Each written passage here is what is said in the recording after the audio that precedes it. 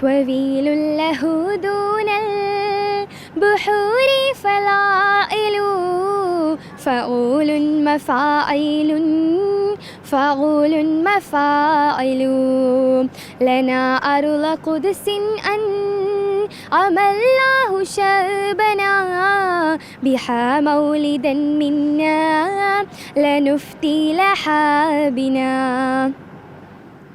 ഇപ്പോൾ കേട്ടത് പദ്യമാണ്. പദ്യം മാത്രമല്ല ആളുടെ കയ്യിലുള്ളത്, നാടൻ പാട്ട് പാടാനും കൊച്ച് മിടുക്കിയാണ്. എൻ്റെ കൂടെ ഇപ്പോൾ ഉള്ളത് ഫർസാന. അറബിക് പദ്യം ചൊല്ലൽ, ഹയർ സെക്കൻഡറി വിഭാഗം അറബിക് പദ്യം ചൊല്ലൽ എ ഗ്രേഡ് കരസ്ഥമാക്കിയ കൊച്ചു മിടുക്കിയാണ്. എന്നാൽ നാടൻ പാട്ടിലും ഇവിടെ തന്നെ മത്സരിച്ചിട്ടുണ്ട് കുട്ടി. എന്തായാലും നമുക്ക് കൂടുതൽ വിശേഷങ്ങൾ ചോദിക്കാം. പറയൂ, എ ഗ്രേഡ് കരസ്ഥമാക്കിയിരിക്കുന്നു അറബിക് പദ്യം ചൊല്ലലിൽ, എങ്ങനെയാണ് സന്തോഷം പങ്കുവയ്ക്കുന്നത്? വളരെയധികം സന്തോഷം. ഈ പദ്യം ഞാൻ പഠിച്ചത് എൻ്റെ അമ്മയാണ് എന്നെ പഠിപ്പിച്ചത്. എൻ്റെ അമ്മ ഒരു അറബിക് ടീച്ചറാണ്. എൻ്റെ അമ്മ ഇവിടെ ഉണ്ട്. വളരെയധികം സന്തോഷം. ഞാൻ ആദ്യമായിട്ടാണ് സ്റ്റേറ്റിൽ മത്സരിക്കുന്നത്. ആദ്യമായിട്ട് 5ാം ക്ലാസ്സിലാണ് അറബിക് പദ്യം ചൊല്ലൽ പാടിയത്. അപ്പോൾ യു പിയിൽ നമുക്ക് ഫസ്റ്റ് കിട്ടി. പക്ഷേ അന്ന് സ്റ്റേറ്റ് ഇല്ലായിരുന്നു. പിന്നെ 6, 7 കൊറോണയായി. പിന്നെ 8 ഞാൻ പോയില്ല, 9 പോയില്ല, 10 ഞാൻ പോയി. പക്ഷേ ജില്ല വരെ പോകാൻ പറ്റുള്ളൂ. +1 എനിക്ക് പോകണമെന്നുണ്ടായിരുന്നു. ഞാൻ പോയി, എനിക്ക് കിട്ടി. വളരെയധികം സന്തോഷം. നാടൻപാട്ടിലൂടെയും മത്സരിച്ചിരിക്കുകയാണ്. നാടൻപാട്ട് ഞാൻ മത്സരിച്ചു, റിസൾട്ട് വന്നില്ല. നന്നായിട്ട് പാടാൻ പറ്റി. വളരെയധികം സന്തോഷം. ഉമ്മേനൊന്ന് വിളിക്കാവോ? ഉമ്മയുടെ പേരെന്താണ്? നിഷ. അറബിക് ടീച്ചറാണ്.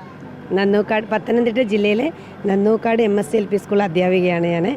മകളാണ്. എല്ലാത്തിലും ഇങ്ങനെ അവൾ മത്സരിക്കാറുണ്ട്. UP-യിൽ പഠിക്കുമ്പോൾ 5ാം ക്ലാസ്സിലായിരുന്നു. അപ്പോൾ റാന്നി വെച്ച് ജില്ലാതലത്തിൽ ഫസ്റ്റ് ഉണ്ടായിരുന്നു.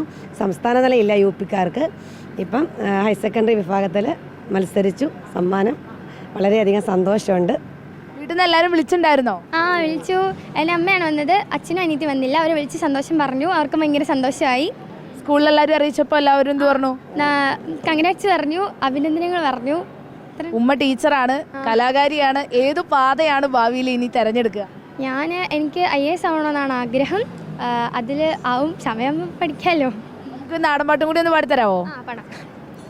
തെത്തന്നാനന്ദീനാനു കർഗുതി ഗുദിന്തെത്തീതേനാ തേനാനന്ദീനാനോ തെത്തന്നാനന്ദീനാനു കർഗുതി ഗുദിന്തെത്തീതേനാ തേനാദിന്ദീനാനോ ലതനേരം ചെന്നേ പറയുന്നതുണ്ടേ അവൻ കൺമടച്ചെറുക്കനിട നാടനാവനെ എൻ്റണപുത്ത ചെങ്ങാതീഴപ്പാണിക്ക എട നിന്നയൂ ഞാനേ എട കൊല്ലത്തൂവില്ലേ.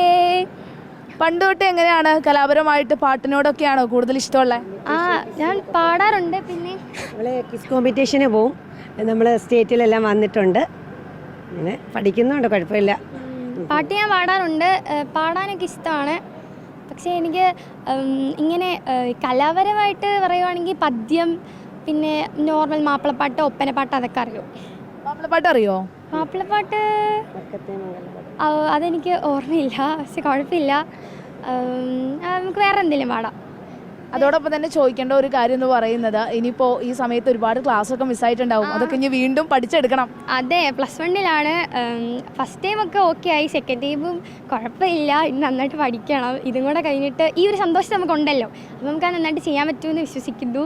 ആദ്യമായിട്ടാണോ വരുന്നത് സംസ്ഥാന സ്കൂൾ കലോത്സവത്തിൽ? അതെ, സ്റ്റേറ്റ് കലോത്സവത്തിൽ ആദ്യമായിട്ട് വരുന്നത്. 10 എനിക്ക് പോകണമെന്നുണ്ട്. പക്ഷേ ജില്ലയിൽ എനിക്ക് സെക്കൻഡ് ആയിപ്പോയി.